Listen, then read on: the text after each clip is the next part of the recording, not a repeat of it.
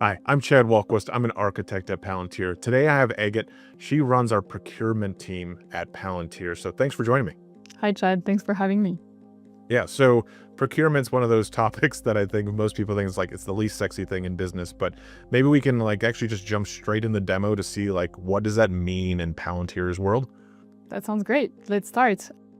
Procurement is one of those organizations and departments where a lot of the work generates a lot of ROI. And so just because of the ROI that is so big, many customers actually start with procurement use cases, or existing customers are extending their ontology to get into procurement and to grab that ROI. So I'm going to show you how we do this. So what I'm looking at here is a list of notification from AI agents. So the way you can think about this list is handoffs from the AI agents to the humans. So every single nudge that you're seeing here is a nudge from an AI agent for a human to take over. In real life, this app would be pre-filtered to your own notifications. So the category managers will have their own notification, accounts payable users will have their own. This first nudge here is an invoice that has been detected to be violating the framework agreement that I have with my supplier. So it's basically among the millions of invoices, maybe thousands, depending on the customer, I have every month with my suppliers. The AI agent has detected something wrong. So as I deep dive into this, I quickly understand why that the invoice is due in 30 days, whereas I negotiated in my contract that I get 60 days to pay those invoices. It is important. I probably negotiated hard to get that clause in the contract. And so actually the AI agent has done a lot of work to get me to that notification here. I'll get to that in a second, but here they have extracted the clauses from the contract, processed the invoice, matched the invoice against the contract, detected the violation, and even prepared for me the next step, which is the action the AI agents would want me to do, which is sending an email to the vendor. So this is actually, well, I was to back up a minute, like I'm parsing probably PDFs, like extracting and ontologizing that data, the PDFs of both invoices and the contracts, comparing all the different terms, and then finding that there's violations, and then even using all of that context that we have to then generate an email. Exactly, and I can show you how this works. And as a user, you might want to also have that confidence that the AI agent did a good job in the background.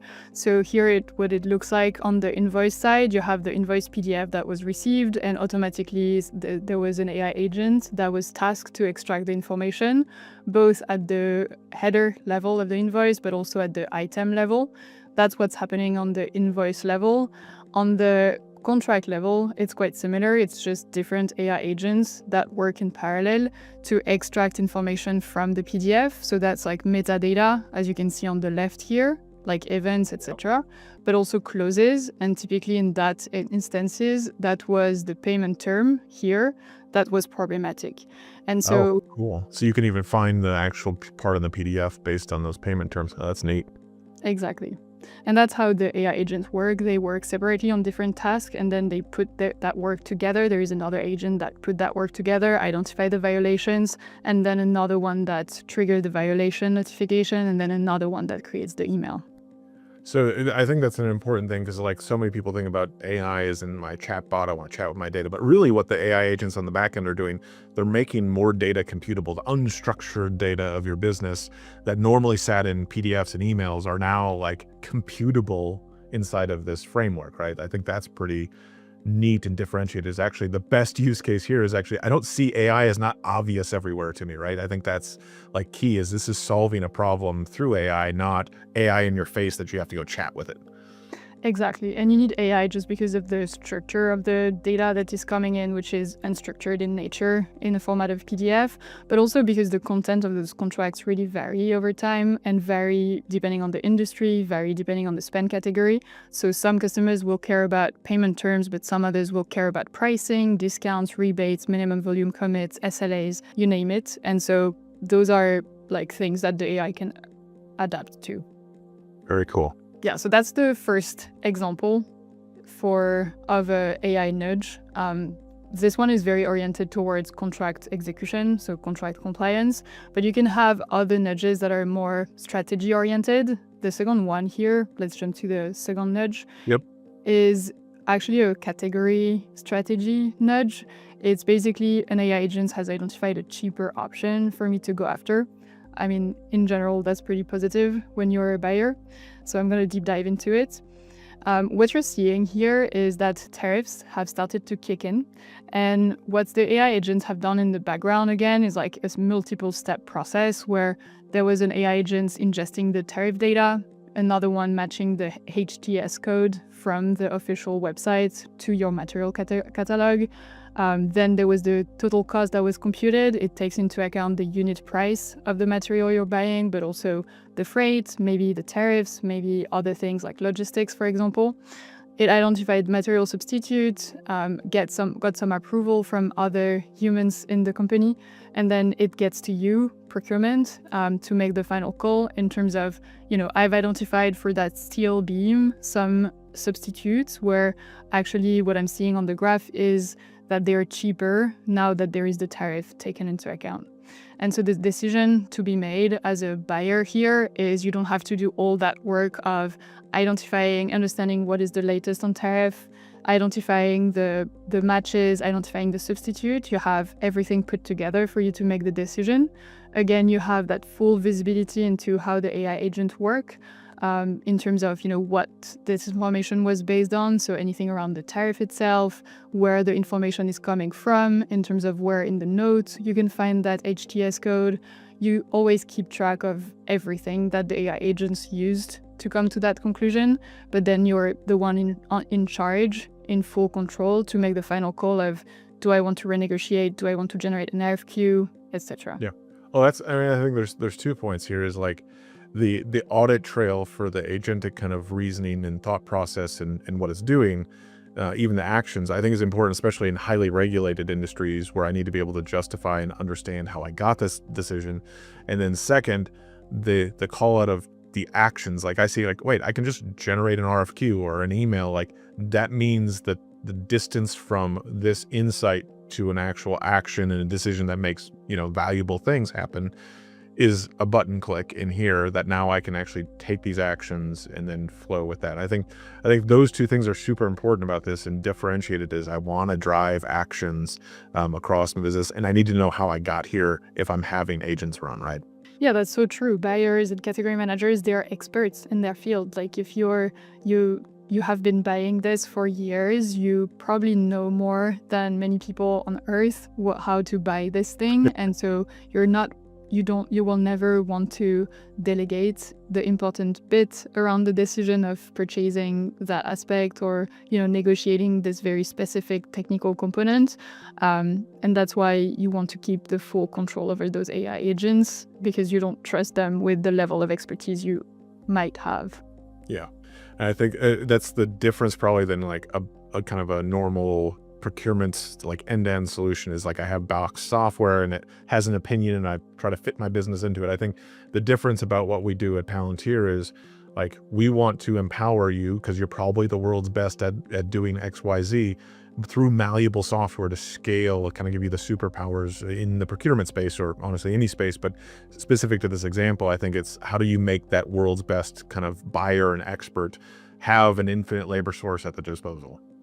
Yeah, and honestly, a lot of their time currently is being spent on aggregating data from several sources, read through invoices or purchase orders that are like part of a complex process of approval, like a lot of manual tasks where they're not using that expertise. And so it's all about like removing that manual tasks from their day-to-day and like allowing them to spend more time doing the negotiation, doing the category strategy that is currently like a too small part of their job. Yeah, awesome. So to wrap up here, what we've seen is a couple of AI handoff to the category managers, to the buyers, for them to make the strategic decision. What I want to show you now is what happens under the hood, how we built those AI agents for them to be really efficient, and what are the steps and tools required to get to this level of AI agent automation. Yeah, I think that's the how attainable is this? Because this sounds really cool. It's like, how do I get my business there? Are we ready for it? I hear a lot of those questions. So maybe let's dive in and see what it actually looks like. That's actually a good transition to why the ontology is such a good foundation for these workflows. Because as you said, when we start those processes, when we start this transformation, what we do is the first thing is we connect to the ERP, right? We're getting data here. This is SAP as an example, where the data comes in the format of rows and columns. But, there is a lot that happens outside of your ERP. And so that's exactly the data we connect to. So we get data in other formats that might be absent from or like away from your ERP. So the contracts, for example, the invoices, even sometimes pictures of invoices or good receipts is something that we work with. And so all this sort of data that happens outside, or like all these processes that are happening outside of your current ERPs, we are capturing this within the ontology through the connectors that we have on the platform here. Yeah. Can you go back up to the SAP thing? Because I think there's just an important point here for most people. It's okay, I have this data over here outside of SAP. I have the data in SAP. Half the problem is actually also getting access and making sense of your ERP data. And so just to call out, there's a tool, we can put a link in the video to HyperAuto that actually will read the metadata about your ERP system and actually auto-generate all these transforms you're seeing on the screen to make usable objects you can work with in a matter of hours or days. So like, how do I get value out of my ERP? HyperAuto with this, and then I combine that unstructured data of like the PDFs and the manuals and this other stuff to then create this bigger ontology. And maybe you can go into the ontology piece, but I just want to hit home that like getting value out of your ERP very quickly is something that like we are so differentiated in compared to everybody else. You're right. The reason why we do all this is to build the ontology. So in procurement, as you know, what the ontology looks like is really different from one company to another, one industry to another. There are some common themes and shapes and forms of procurement ontologies. You're going to always have a material master, a vendor master, spend categories. Hopefully they're clean enough. If not, I'm going to show you in 1 second how we tackle this. But then all your P2P information, and then you complement that information with any external data. And so what that gives you is like unified objects with everything in one place, including the metadata. I'm looking here at the contract object that has a lot of metadata that was automatically extracted, but also has the PDF already baked in to that object. And so that's what makes the ontology here. It's like a unified source of truth for your professionals, your humans to access it, but also for the AI agents to use seamlessly throughout their automations. It meets them where they are. I think that's the important piece is instead of trying to get you into some other system, other report, other thing, it's like, no, let's meet you where you are, bring all the data together and then drive actions out of that. Perfect. Now, one concern that I get a lot when I present this to procurement professionals and when we start those projects is, okay, but how do I believe that you're going to be able to clean my data, and specifically around materials, vendors, spend categories? One concern I hear a lot is, but my data isn't ready for this. And back to what you were saying about meeting you where you are, this is exactly what this platform is about. If you have made progress on those cleaning steps, that's great, and we can build on that. If not, that's totally fine. We can use any sort of data to clean your material, your vendors. Here I have an example, which is mechanical drawings. Typically what we are seeing here is we have AI, actually vision models, extracting key components, key dimensions from the materials. Why this is important is because you're able to extract this information from an unstructured data that before you wouldn't be able to use. And now that it's been ontologized, you're actually able to use that to then compare the prices, make those substitute recommendations that we were seeing earlier. So it's all the kind of background that backs what you were seeing earlier. Those substitutes, we can create them based on all the data you have, whether that's text data, descriptions of those materials, but also mechanical drawings, for example. That's pretty cool. So yeah, I mean, you're actually tying the actual drawing into the structured data of your ERP or your procurement systems or other things, so that both engineering and procurement or wherever can actually work forward and backward and understand that, oh, this is the actual impact of it, or here's my drawing, like this, does this thing even make sense? I think that connecting those dots is always it's the swivel chair kind of work that people are used to doing. Exactly. And same goes for any other objects you're seeing in the ontology. The spend category is another one. I get a lot of customers saying, but my products aren't categorized properly, and that prevents me from doing any sort of AI or any sort of category strategy or any sort of AI agents on my category optimization. Here you go. We can do smart categorization of your product using your hierarchy or creating a new hierarchy. So all of that to say, the ontology is not just a model with like objects, it's also like all the background and what's happening in that graph over here, that where the cleaning is happening, where those AI agents are helping you clean that data too. Yeah. And I think the important note is like empirically proving and doing and showing and using that as the feedback loop to also fix it, because everything we're doing here also is bidirectional. So if I find problems with master data in my applications, or these things don't make sense, I can actually use that to fix and clean up much quicker. I can understand the impact of that master data, because often master data is like pushing rope to try to get people to fix it, because they're like, well, it's all the same. I got 100 things to do. Well, of that, usually there's probably 2 things that account for the vast majority of like spend or dollars or impact. And it's like, how do you make sure that people are focused on those 2 first to fix them? That's much more impactful when I can contextualize it. And I think that's really what you're getting at here, is how do we contextualize the master data to then get people to help fix it and understand it, is through contextualizing and using it. Exactly. I wouldn't put it better. One last component of those AI agents running in the background is you can accelerate your build with a couple marketplace products. So we know that building all of this might take some time, and also requires some knowledge and best practices about building those AI agents specifically in the world of procurement. We have had the occasion to learn from moving to production so many of those use cases across industries, and that's exactly what this store is doing. It's like baking in some of those learnings for you to accelerate, let's say, bootstrap your build and start based on a couple primitives that we have built for you to use. Very cool. So just to back up, like the marketplace, like what is this? So it means like this things I can install, or like what is this? Yeah, exactly. Basically, this, you can think of it as a catalog where if you want to install something, you're going to have a product and you can install this on your stack. Oh, This will walk you through what are the expected inputs for this to work. Some of them actually build upon each other. So for example, this RFQ product is building upon the procurement ontology product. And so there is a set of prerequisites that are requested or actually advised for you to have the cleanest data, or the foundational information. That's where you would start. so I can actually build like my own by putting these different building blocks together. I can then build kind of my end-to-end solution, but each one of these building blocks actually deploys the code, the logic, the ontology, all of that then I can also modify however I need to. So I really do have modular, like malleable building blocks to put things together to like really customize for my business.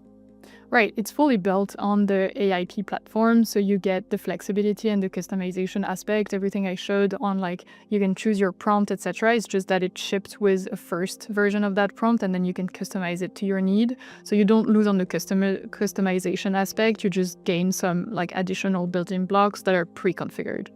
That was really cool. Thanks for showing me the demo here. Yeah, of course. I mean, what's cool about it is the ROI that customers are deriving from our platform, honestly. I like to say it's about 1 to 10% per year of savings that you can get on the addressed spend. Some customers have even claimed 30% over 3 years. So that's just a lot of ROI, and that's the main thing about AI applied to procurement. That's very cool. And I think, we were didn't we get named to be the leader in the IDC for like AI source to pay? Yeah, exactly. We actually entered the ranking this year for the first year, and we entered as a leader. Wow. I think it's just because they've seen that kind of shift from point solutions that are solving very specific problems, but then create disjointed architecture versus our approach, which is like all around AI agents that you can customize to your needs, to your industry, to your processes. I think it's a major shift in the industry, and they've been able to see that. So that's really cool. Yeah, that's neat. I mean, 30% ROI, even 10% ROI is like a lot of dollars for some of these big organizations. Huge impact. That's very cool. So big ROI numbers is great. What else is getting people excited about the solutions? What really convinces people is the speed. We get to a V0 in hours, we get to a minimum viable product in days, we get to in production in weeks. Wow. The other day, Stellantis reached out and told us it took them only 10 days to measure the impact of tariffs on their whole purchasing budgets. So yes, they have Wow. a really strong ontology, they have super strong builders, but honestly, it's also the secret sauce of the platform, allowing them to move so fast. That's just one example. Just like last month, we put in production at an oil and gas company, one of the majors. We put in production in just 3 months a really complex AI agent workflow, doing like all the invoice to contract compliance, including timesheets and like really dirty, like Yeah. deep PDF data. Yeah, I think that's the thing that people probably haven't heard of Palantir. Maybe now with the share prices and things, people are hearing more about it. But ultimately, like, we weren't the incumbent here, and so people are like, well, what does Palantir do different than these other vendors? And I think that's the speed to market, the malleability, the connected pieces to across your business. That isn't just a point solution. I think those are all great points. Honestly, if I take a step back, procurement is just a goldmine for any sort of AI automation, just because you have two things. One, you have a ton of manual processes. We saw that, but procurement professionals are buried under a ton of manual processes, reading through emails, reviewing invoices, reviewing purchase orders. And so there's just a lot of optimization that can be done. A construction company just cut in half the time required for them to issue requests for quotes, and that's months in savings, like in time savings. So it's just the amount of manual processes here is, you cannot not get excited about it when you know how AI works. The other aspect, and we touched upon it, is the quantity of multimodal data that is in procurement. So you have all the things that comes in the format of PDF, all those text emails that comes to you as well. So all of this makes procurement a goldmine for automation, AI automation. And that's why ROI truly skyrockets in procurement, because time saved in procurement equates to you have more time to negotiate with more suppliers, or do this one more RFP that will allow you to discover cheaper options or better options for your business. And so it's really compounding ROI. It's not only time saved, but actual impact on the bottom line of the company. Oh, that's very cool. Well, I appreciate you taking the time to walk through the demo and the behind the scenes stuff. I loved it. I'm assuming people will be very interested as well. How would people reach out to get started here? Well, there is a procurement page on our website, the Palantir.com website, but you can also reach out directly. Happy to have a chat. Yeah, awesome. Same here. If people want to DM me or wherever, happy to connect you with everybody. So, well, thanks again for taking the time. I know you're super busy deploying all this stuff, but it's cool to be able to share it. Thank you, Chad, for putting this on the spotlight.